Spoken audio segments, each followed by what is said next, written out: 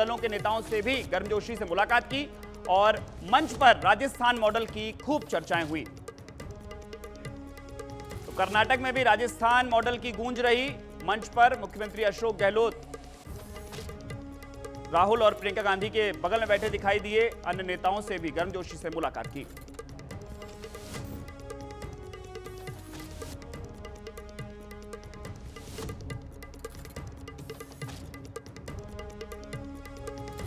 तो सिद्धार्थ रमैया का शपथ ग्रहण समारोह था, जिसमें राजस्थान के जादूगर का जलवा देखने को मिला। राजस्थान मॉडल की गूंज इस दौरान सुनाई दी। मुख्यमंत्री अशोक गहलोत ने सभी नेताओं से गर्मजोशी से मुलाकात की। राहुल और प्रियंका के साथ बैठे दिखाई दिए।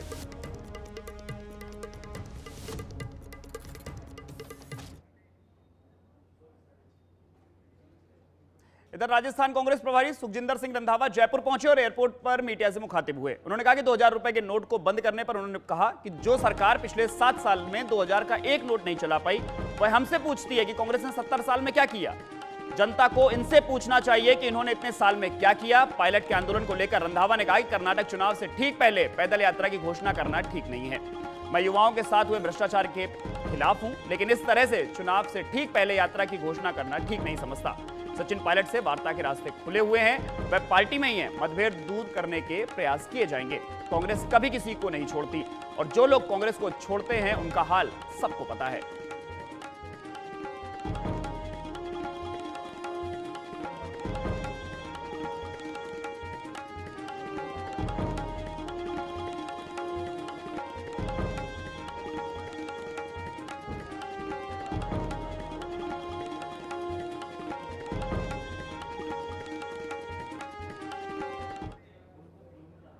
तो आज हम बोल बेधड़क में बात करेंगे जयपुर के किशनपोल विधानसभा क्षेत्र से हिंदुओं के पलायन को लेकर।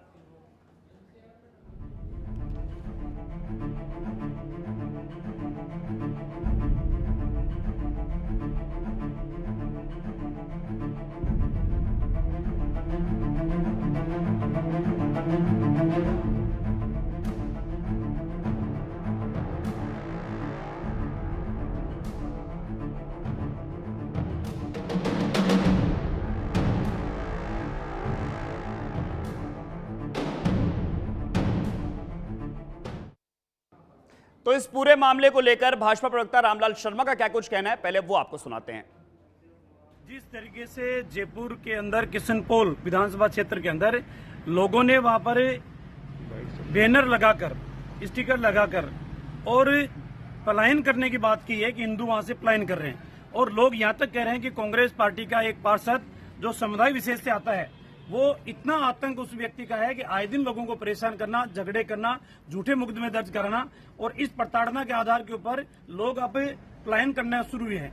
मैं चाहूंगा कि राजस्थान की सरकार तुष्टिकरण की राजनीति को बंद करे और कम से कम हिंदू जो पलायन कर रहे हैं उनको रोकने का काम करें, और जो हिंदुओं को पलायन करने के लिए मजबूर कर रहे हैं उनके ऊपर भी कानून के दायरे के अंदर मुकदमा दर्ज करके कार्रवाई करने का काम करें।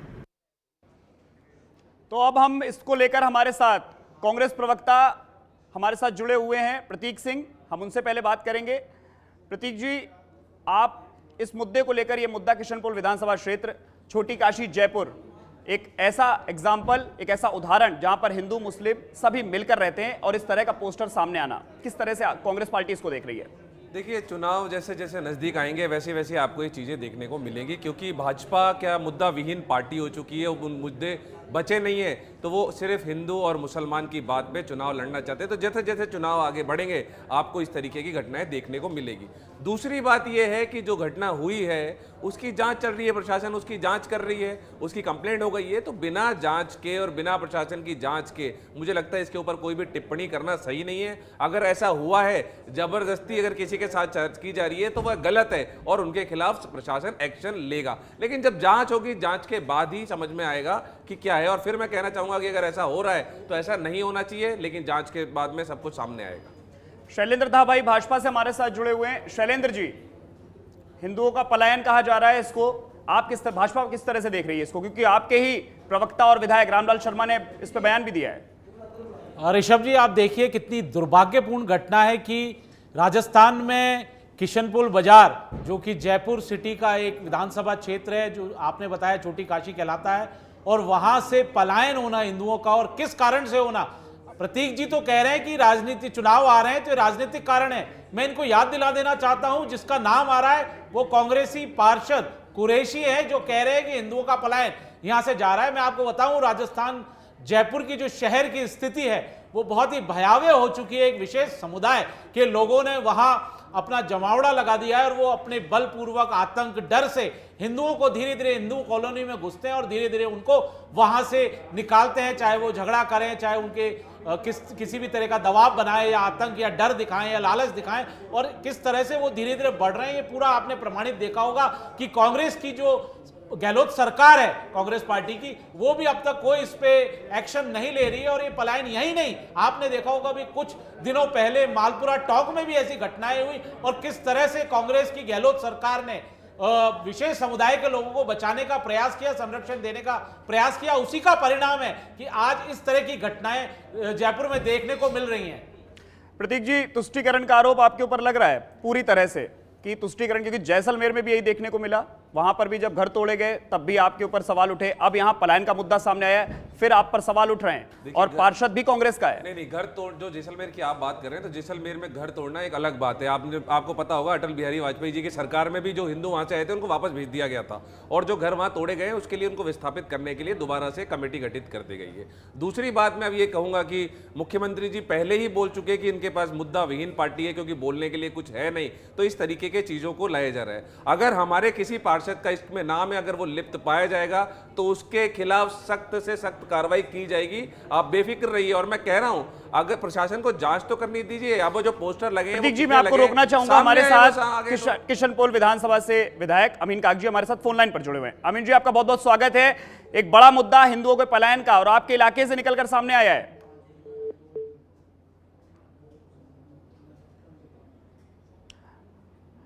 हमारा संपर्क अमीन कागजी से टूट गया है, तो प्रतीक जी मैं चाहूंगा आप अपनी बात को कंटिन्यू करें। देखिए, मैं यही कह रहा था कि जब तक प्रशासनिक कोई कार्रवाई जब ही होगी जब उसके ऊपर इन्वेस्टिगेशन होगी, किसने पोस्टर लगाए हैं, उसमें किन लोगों को धमकाया गया है, नहीं धमकाया गया है, क्या बात है क्या बात नहीं है, वो एक फौरी तौर पे सामने नहीं आएगी। प्रशासन के पास में इसकी कंप्लेंट आ चुकी है, प्रशासन उसकी पूरी जांच करेगा, और जांच करने के बाद में जो भी व्यक्ति, चाहे वो किसी भी पार्टी, किसी भी समुदाय, किसी भी जाति का व्यक्ति हो, उसके खिलाफ सख्त से सख्त कार्रवाई की जाएगी, अगर वो ऐसे मामले में लिप्त है तो। कार्रवाई तो की जाएगी, लेकिन जो पोस्टर लगा है उसमें आपकी पार्टी का नाम है, साफ साफ कांग्रेस पार्षद लिखा है, आपके पार्षद का नाम लिखा हुआ है। मैं आपको बताऊं, वो पोस्टर तो बीजेपी वाले भी लगा सकते हैं, वो पोस्टर कोई भी एक व्यक्ति भी लगा सकता है, कोई भी। आप मुझे बताएं, उसमें नाम लिखा हुआ है क्या? राजस्थान में गहलोत सरकार के आने के बाद इतनी जबरदस्त सांप्रदायिक घटनाएं लगाया है, 200% से अधिक सांप्रदायिक घटनाएं हुई। इन्होंने एक विशेष समुदाय को प्रश्रय देने का काम किया है। मैं आप दोनों को रोकना चाहूंगा। हमारे साथ अमीन कागजी विधायक जुड़े हुए हैं। शैलेंद्र जी, प्रतीक जी, एक मिनट मैं आपको रोकना चाहूंगा। हमारे साथ विधायक अमीन कागजी फोन लाइन पर जुड़े हुए हैं। अमीन कागजी जी, आपके इलाके से यह मामला सामने आया है, हिंदुओं के पलायन का एक बड़ा सवालिया निशान कांग्रेस पार्टी पर खड़ा हो रहा है। देखिए, पलायन शब्द का यूज ना करें, मेहरबानी होगी, क्योंकि ये भारतीय जनता पार्टी का ध्रुवीकरण का काम है। इन्हीं के किसी आदमी के द्वारा ये पोस्टर लगाए गए, इसकी हम जांच करा रहे हैं। प्रशासन को हिदायत दी है कि भाई आप इसका दूध का दूध पानी का पानी करें। किन लोगों की ये साजिश है? मकान बेचने वाले के बयान दर्ज कर दी गए कि उसने किसी के दबाव में मकान बेचा है या स्वेच्छा से बेचा है। इस एक घटना के अलावा कोई दूसरी घटना हो तो भारतीय जनता पार्टी के आदमी हमें बताएं कि इस आदमी ने मजबूर होकर, पार्षद से परेशान होकर ये मकान बेचा है। ये प्रूव करेंगे ना। ये भारतीय जनता पार्टी का इलेक्शन ईयर की वजह से ध्रुवीकरण की राजनीति है, और इसका हमारे पास माकूल जवाब है। और जिस तरीके की ये जयपुर में राजनीति करना चाहते हैं, इनके मंसूबे कामयाब जी, भारतीय जनता पार्टी के विधायक, प्रवक्ता सभी राज्य सरकार पर तुष्टीकरण की राजनीति करने का आरोप लगा रहे हैं। देखिए, वो विपक्ष की भूमिका निभा रहे हैं जी। ये इनके पास अब अशोक गहलोत जी की सरकार की नीतियों से थक कर कि ये किस तरीके से जनता में हमारा प्रभाव, जनता की हमने काम करे, मुख्यमंत्री जी की नीतियां, सरकार की नीतियां, उससे बौखलाए हुए हैं। इनके पास कोई जवाब नहीं है। आने वाले इलेक्शन इनके लिए बहुत बड़े चैलेंजेस हैं।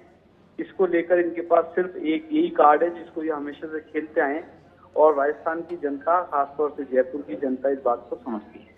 अमित जी, वहां के इलाकाई लोगों ने आपके ही पार्टी के पार्षद पर भी परेशान करने का आरोप लगाया है, और उसी पार्षद का नाम उस पोस्टर में लिखा हुआ है। मैंने साफ कहा पुलिस वालों को कि जो आदमी ऐसा बयान लगा रहे हैं, उनके जो ऐसा बयान दे रहे हैं या चार्ज लगा रहे हैं, उनकी एफआईआर दर्ज करें। अगर कोई बात है तो जिस आदमी पे जो ये चार्ज लगा रहे हैं उसको बुलाएं, उसकी बात करें। ये प्रूव करना पड़ेगा ना, कहने से नहीं होता है। अगर फरीद कुरैशी ने अगर ऐसा कोई काम किया है जिससे उसको सब लोगों को ऐसा लगता है कि ये मकान किसी ने मजबूरी से बेचा है, तो इसकी जांच हो रही है, जांच करा लेंगे, और अगर दोषी होगा तो उसको सजा देंगे। बहुत बहुत शुक्रिया अमीन कागजी, आप हमारे साथ जुड़े। तो शैलेंद्र जी, आपने पूरा जवाब सुना अमीन कागजी जी का। उन्होंने साफ तौर पर कहा, आपके ऊपर आरोप लगाए हैं कि पोस्टर पर आपने लगाया, ये आप तुष्टीकरण की राजनीति का उनके ऊपर आरोप लगा रहे हैं, वो उल्टा आपके ऊपर लगा रहे हैं। जवाब दें। आप देखिए, कांग्रेस पार्टी का यही काम है तुष्टीकरण का। अगर मैं इनको बता दूं 4.5 साल में क्या क्या घटनाएं राजस्थान में नहीं हुई। करौली की घटना, जोधपुर की घटना, बारां की घटना, चित्तौड़गढ़ की घटना, भीलवाड़ा की घटना, उदयपुर में सर से जुदा कर देने वाली घटना, नौहर की घटना, तमाम घटनाएं। और किस तरह से आपने देखा होगा मंदिरों को ढाने का काम किया कांग्रेस पार्टी की गहलोत सरकार ने। और तुष्टीकरण की बात ये करते हैं, कांग्रेस पार्टी का तो चरित्र तुष्टीकरण का रहा है, चाहे 1947 के बाद से, चाहे शाहबानो वाला केस हो, चाहे वक्फ बोर्ड को सबसे ज्यादा पावर देने की बात हो, वक्फ एक्ट के निर्माण की बात हो, चाहे इन्हीं के पूर्व प्रधानमंत्री मनमोहन सिंह जी कह चुके हैं नीति आयोग में कि सबसे पहले जो भारत के संसाधनों पर अल्पसंख्यकों का हक है, तो क्या ये बात करेंगे। और आप देखिए, पुलिस के सामने वहां के स्थानीय लोग बयान दे रहे हैं, वो लिखित में बयान लिए जा रहे हैं, उसके बावजूद ये इस तरह की बातें कर रहे हैं। जो वहां का स्थानीय लोग मैं आपसे चाहूंगा आप इसका जवाब दें, दिखाकर दबाव में, और किस तरह से एक शैलेंद्र जी, प्रतीक जी से जवाब ही ले लेते हैं ना। नहीं, आप देखिए, यही इन्होंने जो आरोप, यही मेवात, अलवर, भरतपुर इलाके में कर रहे हैं। शैलेंद्र जी, आप किशनपोल के मुद्दे को आपने करौली, धौलपुर जितने थे आपने सारे जोड़ दिए। प्रतीक जी बैठे हैं, उनसे जवाब ले लेते हैं। देखिए, हिटलर जब था तो हिटलर के साथ में उसका एक मंत्री था जो प्रोपोगेंडा मिनिस्टर था, तो ये प्रोपोगेंडा मिनिस्टर की तरह बातें करते हैं। आप मुझे बताएं, अगर वहां के लोगों ने पुलिस प्रशासन को लिखित में एफआईआर दी है तो जांच होगी ना, इसमें तो किसी को शक ही नहीं है। और हम तो कह रहे हैं जांच होनी चाहिए, जांच होने के बाद में सच सामने आना चाहिए।